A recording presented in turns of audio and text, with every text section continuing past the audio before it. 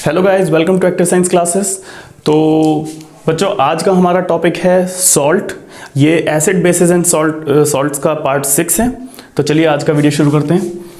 बच्चों, हम पहले बात कर चुके हैं कि सॉल्ट, हमारे पुराने वीडियो में सॉल्ट का डिस्कशन हो चुका है, लेकिन एक उसका क्विक रिवीजन हम देख लेते हैं। सॉल्ट यानी कि वो कंपाउंड जो कैटायन और एनायन के मिलने से बनता है।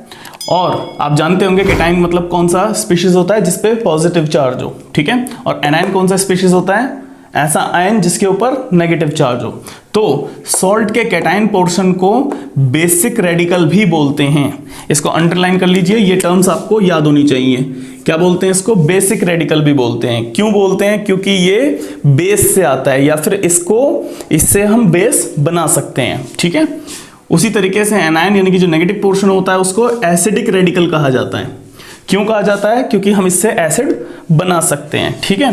एक एग्जांपल ले लेते हैं। जैसे हम बात करते हैं कॉमन सॉल्ट की, NaCl, ठीक है। NaCl के अंदर जो सोडियम है ये पॉजिटिव आयन यानी कि कैटायन, ये NaOH से आता है, इसीलिए इसको बोलते हैं बेसिक रेडिकल। और जो क्लोरीन है यानी कि Cl माइनस एनायन, ये एसिड से आता है HCl से, इसीलिए हम इसको बोलते हैं एसिडिक रेडिकल, ठीक है। चलिए अब इसके आगे देखते हैं। बच्चों, कुछ इंपॉर्टेंट पॉइंट्स हैं जो सॉल्ट के लिए आपको जानने चाहिए, ठीक है। Salt should be electrically neutral. Salt को जब भी हम प्रिपेयर करते हैं या सॉल्ट का जब भी हम फॉर्मूला लिखते हैं तो हमें ध्यान रखना है कि सॉल्ट कैसा होना चाहिए, इलेक्ट्रिकली न्यूट्रल होना चाहिए, यानी कि उसके ऊपर कोई चार्ज नहीं होना चाहिए। फॉर एग्जांपल, जैसे हम NaCl जब लिखते हैं तो इसके ऊपर कोई चार्ज नहीं लगाते, ठीक है। जब हम कार्बोनेट लिखते हैं तो इसके ऊपर हम चार्ज लगाते हैं, ठीक है। लेकिन जब हम सॉल्ट लिखते हैं तो उस पर कोई चार्ज नहीं होता। अब उसके लिए करना क्या है? उसके लिए आपको ध्यान रखना है कि total charge on cation should be equal to the total charge on anion. जितना कैटायन पर चार्ज हो उतना ही एनायन पर चार्ज होना चाहिए, यानी कि जितना पॉजिटिव चार्ज हो उतना ही नेगेटिव चार्ज होना चाहिए, ठीक है। एग्जांपल देखिए, सोडियम पर +1 तो क्लोराइड पर -1, ठीक है। 1:1 के रेशो में ये जुड़ जाते हैं। अब देखिए दूसरा एग्जांपल, कैल्शियम क्लोराइड, Cl पर -1 होता है तो -1 × 2 -2, और Ca पर, कैल्शियम पर +2 होता है तो +2 -2 कैंसल। यहां पर देखिए मैग्नीशियम सल्फेट, सल्फेट एक सेपरेट यूनिट है तो इस पे टोटल चार्ज कितना, -2, मैग्नीशियम पर +2। तो आप देख सकते हैं ये सभी सॉल्ट्स कैसे हैं, इलेक्ट्रिकली न्यूट्रल हैं, यानी कि इनके ऊपर कोई चार्ज नहीं है, ठीक है। तो बच्चों, जैसे ही हम सॉल्ट की स्टडी करते हैं तो सॉल्ट का एक बहुत इंपॉर्टेंट पॉइंट होता है उसका हाइड्रोलिसिस, यानी कि जब हम सॉल्ट को पानी में मिलाते हैं तब उसका क्या होता है। क्योंकि जब आप उसे पानी में नहीं मिलाते, जब वो सॉलिड फॉर्म में होता है तो वो एक आम सॉलिड की तरह होता है, ठीक है। अगर आपसे मैं कहूं कि सॉल्ट का इतना बड़ा पीस है और आप उसके ऊपर करंट लगाइए और वो करंट पास कर दे तो वो नहीं होगा। यानी कि सॉल्ट की बहुत सारी प्रॉपर्टीज ऐसी होती हैं जो हाइड्रोलिसिस के बाद सामने आती हैं, ठीक है। एक छोटे से पत्थर को, एक छोटे से सॉल्ट के स्टोन को से आप उसकी सिर्फ कुछ लिमिटेड प्रॉपर्टीज ही एक्सप्लोर कर सकते हैं। बाकी की प्रॉपर्टीज एक्सप्लोर करने के लिए आपको क्या करना होगा, उसे हाइड्रोलाइज करना होगा, ठीक है। तो समझते हैं इसे। What is hydrolysis of salt? Hydrolysis of salt का मतलब होता है किसी भी चीज को वाटर के साथ डिसॉल्व कर देना और उसका सॉल्यूशन बनाना, ठीक है। तो जब भी सॉल्ट को वाटर के साथ डिसॉल्व करके उसका सॉल्यूशन बनाया जाता है तो क्या बनता है, वापस एसिड और बेस बन जाते हैं। आप देख सकते हैं कि ये रिएक्शन कैसी है, बिल्कुल ये न्यूट्रलाइजेशन रिएक्शन के बिल्कुल ओपोजिट है। न्यूट्रलाइजेशन रिएक्शन के बिल्कुल ओपोजिट है। जैसे न्यूट्रलाइजेशन रिएक्शन होता था acid plus base give salt and water, तो उसका ठीक उल्टा, ठीक है। चलिए इसका एग्जांपल देखते हैं। जैसे NaCl है, उसको वाटर में डिसॉल्व किया तो सोडियम हाइड्रोक्साइड अलग, HCl अलग। इसको अगर हम ज्यादा बेटर तरीके से शो करें तो हाइड्रोलिसिस में होता क्या है कि सोडियम और क्लोराइड लाइन आयंस सेपरेट हो जाते हैं, डिसोसिएट हो जाते हैं। डिसोसिएशन हम पिछली वीडियो में बात कर चुके हैं। तो डिसोसिएट हो जाते हैं, डिसोसिएट होने पर वो क्या फॉर्म बनाते हैं, Na+, ठीक है। क्लोरीन क्या बनाता है, क्लोराइड माइनस। फिर वाटर भी इस आयनिक कॉम्पोजिशन की वजह से, इन आयंस की अवेलेबिलिटी की वजह से वाटर भी क्या हो जाता है, आयनाइज हो जाता है, टूट जाता है। तो वो क्या बनाता है, हाइड्रोजन आयन, चलिए थोड़ा सफाई से यहाँ पे, हाइड्रोजन आयन और हाइड्रोक्सिल आयन, यानी कि पूरे सॉल्यूशन में आयंस ही आयंस फैल जाते हैं। ठीक है, उन आयंस के बीच में, जिन आयंस के बीच में ज्यादा अट्रैक्टिव फोर्स जनरेट होती है तो वो नए कंपाउंड्स की फॉर्मेशन भी करने लगते हैं। तो हाइड्रोजन आयन और क्लोराइड आयन जुड़ जाते हैं और सोडियम आयन और हाइड्रोक्साइड आयन। ठीक है, लेकिन उस सॉल्यूशन के अंदर ये कंपाउंड के फॉर्म में ना रहकर ऐसे ही आयनिक फॉर्म में अवेलेबल रहते हैं। ठीक है, लेकिन अब डिपेंड ये करता है कि अगर हाइड्रोजन आयन और हाइड्रोक्सिल आयन दोनों ही सॉल्यूशन के अंदर अवेलेबल हैं तो ये जो नया सॉल्यूशन बनता है ये एसिडिक होता है कि बेसिक होता है, क्योंकि इसके अंदर HCl भी है और NaOH भी है। अब इस चीज को हम इससे आगे जाके देखेंगे, what is the nature of hydrolysis of salt. ठीक है, what is the nature of salt after hydrolysis, कि उस सॉल्यूशन का नेचर क्या होता है। ठीक है, तो नेचर के बेसिस पर सॉल्ट का हाइड्रोलिसिस 3 तरीके से होता है। ठीक है, अब आप दूसरा एग्जांपल देख लीजिए, इसको पूरा नोट कर लीजिए। सेम एग्जांपल है KCl plus H2O, KOH plus HCl। ठीक है, जल्दी से इसका स्क्रीनशॉट ले लीजिए। तो बच्चे नेचर बेसिस पर, नेचर ऑफ सॉल्ट सॉल्यूशन, यानी जब सॉल्ट का सॉल्यूशन बन जाता है वाटर में तब उसका नेचर क्या होता है। तो बच्चे उसका नेचर 3 तरीके से डिवाइड होता है। पहला न्यूट्रल, दूसरा एसिडिक और तीसरा बेसिक। यानी कि सॉल्ट का वो सॉल्यूशन या तो न्यूट्रल हो सकता है, एसिडिक हो सकता है या फिर बेसिक हो सकता है। कैसे?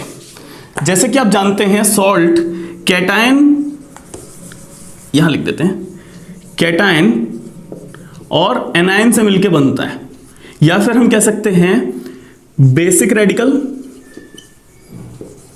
प्लस एसिडिक रेडिकल से मिलकर बनता है। ठीक है, तो अगर मैं सेम स्ट्रेंथ, ठीक है, सेम स्ट्रेंथ का एसिडिक रेडिकल और सेम स्ट्रेंथ का बेसिक रेडिकल लेकर कोई सॉल्ट बनाता हूं, यानी कि एक स्ट्रॉन्ग एसिड और एक स्ट्रॉन्ग बेस का रेडिकल लेकर सॉल्ट बनाता हूं, ठीक है, तो वो हाइड्रोलिसिस होने के बाद भी स्ट्रॉन्ग एसिड और स्ट्रॉन्ग बेस ही बनाएंगे और दोनों एक दूसरे को क्या कर देंगे, न्यूट्रलाइज कर देंगे। यानी कि ऐसे सॉल्ट जो strong acid plus strong base से मिलके बनते हैं, या फिर कह सकते हैं कि जिनका हाइड्रोलिसिस होने के बाद वो स्ट्रॉन्ग एसिड और स्ट्रॉन्ग बेस बनाते हैं, उनको हम कहते हैं न्यूट्रल सॉल्ट्स। ठीक है, ऐसे सॉल्यूशन का पीएच क्या होता है, क्या होना चाहिए, 7। जानते हैं आप न्यूट्रल सॉल्यूशन का पीएच कितना होना चाहिए, 7 होना चाहिए। इसके कुछ एग्जांपल्स देखिए, एग्जांपल्स में जैसे NaCl या फिर KCl। KCl में क्या बनता है, ये KOH स्ट्रॉन्ग बेस, HCl से स्ट्रॉन्ग एसिड। ठीक है, इस तरीके से स्ट्रॉन्ग एसिड और स्ट्रॉन्ग बेस के कॉम्बिनेशन से, या फिर हाइड्रोलिसिस के बाद स्ट्रॉन्ग एसिड और स्ट्रॉन्ग बेस बनाने वाले सॉल्ट को हम कहते हैं न्यूट्रल सॉल्ट। ठीक है, अब बात करते हैं एसिडिक सॉल्ट की। एसिडिक सॉल्ट कौन सा होगा, जिसमें एसिडिक नेचर ज्यादा होगा, यानी कि इन दोनों कंपोनेंट्स में एसिडिक प्रॉपर्टी स्ट्रॉन्ग हो, बेसिक प्रॉपर्टी वीक हो। देखो कैसे, ऐसा सॉल्ट जो स्ट्रॉन्ग एसिड और वीक बेस से मिलकर बने या फिर हाइड्रोलिसिस के बाद बनाए, एक ही बात है, उसको हम कहेंगे एसिडिक सॉल्ट। ठीक है, या फिर acidic nature of hydrolysed salt solution. तो पीएच क्या होगा, एसिडिक है तो उसका पीएच होगा 7 से कम, यानी कि 1 और 6 के बीच में, या फिर कह सकते हैं 1 और 7 से बीच में। एग्जैक्ट 7 नहीं होगा, अगर 6.9 भी होगा तो वो एसिडिक ही कहलाएगा, 7 होते ही न्यूट्रल। ठीक है, तो इसका कुछ एग्जांपल लेते हैं। इसके एग्जांपल में जैसे ammonium chloride, ammonium chloride salt है।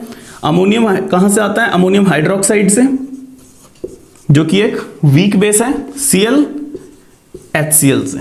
ठीक है, ये एक स्ट्रॉन्ग एसिड है। ठीक है, चलिए अब तीसरी बात करते हैं बेसिक। बेसिक सॉल्ट यानी कि ऐसा सॉल्ट, बोलो बोलो, जो वीक एसिड और स्ट्रॉन्ग बेस से मिलकर बने। ठीक है, और इसका पीएच कितना होना चाहिए, 7 से ज्यादा, यानी कि 7 से 14 के बीच में। ठीक है, 7 से लेकर 14 के बीच में ये जो सॉल्यूशंस बनते हैं बहुत ही डाइल्यूट सॉल्यूशंस होते हैं, क्योंकि वाटर में डिसॉल्व करके बनाए जा रहे हैं, इसलिए इनका पीएच कभी ज़्यादा नहीं आता है। अगर बेसिक आएगा तो बहुत वीकली बेसिक आएगा, एसिडिक आएगा तो बहुत वीकली एसिडिक आएगा, ठीक है, और न्यूट्रल तो न्यूट्रल है ही। इसका एग्जाम्पल कोई ऐसा सॉल्ट जिसमें एसिडिक रेडिकल कैसा हो, वीक, और बेसिक रेडिकल कैसा हो, स्ट्रॉन्ग। तो इसका एग्जाम्पल ले लीजिए सोडियम एसीटेट, ठीक है। एसीटेट किससे आया, एसिटिक एसिड से, और सोडियम से सोडियम हाइड्रोक्साइड, ठीक है। तो बच्चों ये हुआ कैटेगरीज ऑफ सॉल्ट सॉल्यूशन। अब हम बात करेंगे कुछ इंपॉर्टेंट सॉल्ट और अदर कंपाउंड्स की, जो आपके कोर्स के लिए बहुत इंपॉर्टेंट है और बहुत इस चैप्टर के हिसाब से भी और आपके एग्जाम पॉइंट ऑफ व्यू से भी बहुत ज़्यादा इंपॉर्टेंट है, ठीक है। तो एक एक करके एक एक सॉल्ट को पकड़ते हैं और उनकी डिटेलिंग करते हैं, ठीक है। चलिए जल्दी से इसका स्क्रीनशॉट लीजिए। तो गाइज अब हम एक एक करके सभी कंपाउंड्स को, सभी इंपॉर्टेंट कंपाउंड्स को इंक्लूडिंग इंपॉर्टेंट सॉल्ट्स हम स्टडी करेंगे, ठीक है। तो शुरू कर रहे हैं NaCl से। NaCl यानी कि जिसका केमिकल नेम सोडियम क्लोराइड है और कॉमन नेम टेबल सॉल्ट है, ठीक है। एक एक चीज को ध्यान रखना, एक एक चीज को पॉइंट वाइज याद रखना, ठीक है। ये आपके शॉर्ट नोट्स मैंने आपके तैयार कर दिए, स्क्रीनशॉट लेते जाना और सेव कर लेना। तो नेक्स्ट हम बात करते हैं सोर्स की। तो NaCl नेचर में बहुत ज़्यादा अवेलेबल है, ठीक है। तो ये हमें कहाँ से मिलता है, सी वाटर से मिलता है, जहाँ पर इसकी कंसंट्रेशन वाटर में बहुत ज़्यादा होती है, और हमें अंडरग्राउंड रॉक्स की फॉर्म में मिलता है, जिसे फिल्टर करके रिफाइन करके ये हमारे घरों तक पैकेट में पैक होके आता है, ठीक है। तो ये रॉ फॉर्म में होता है, उसके बाद इसकी फिल्ट्रेशन होती है, क्लियरेंस जो से क्लीनिंग का काम होता है, और उसके बाद ये पैकेट में पैक होकर छोटे छोटे पार्टिकल्स में ब्रेक करके ये हमारे घरों तक आता है, ठीक है। Use, it is an important food material, पहली चीज ये सबको पता है, ये हमारे सबके घरों में यूज होता है। And raw material for NaOH, baking powder, bleaching powder and etcetera. बहुत सारे इंडस्ट्रियल यूज में सॉल्ट को यूज किया जाता है, जिसमें से कुछ इंपॉर्टेंट कंपाउंड्स हैं जैसे सोडियम हाइड्रोक्साइड, ठीक है, बेकिंग पाउडर, ब्लीचिंग पाउडर, ठीक। ये सभी कंपाउंड्स में ये कैसे काम करता है, रॉ मटेरियल की तरह काम करता है। नाउ प्रिपरेशन, देखो बच्चों जैसे कि मैंने आपको बताया NaCl नेचर में एक बहुत बड़ी क्वांटिटी में नेचुरली अवेलेबल है, तो इसको हम बनाएंगे क्यों, ठीक है। जो चीज़ हमारे पास ऑलरेडी बहुत ज़्यादा है उसे हम बनाएंगे क्यों, तो हम क्या करते हैं, इसको नेचर में, क्योंकि ये बहुत ज़्यादा है and it is the most abundant compound on earth, ठीक है। आप ओशियन में जाएंगे तो दुनिया भर का नमक पड़ा है, बहुत नमक है, बस उसे फिल्टर करो, आपको कितना चाहिए इतना नमक पड़ा है, ठीक।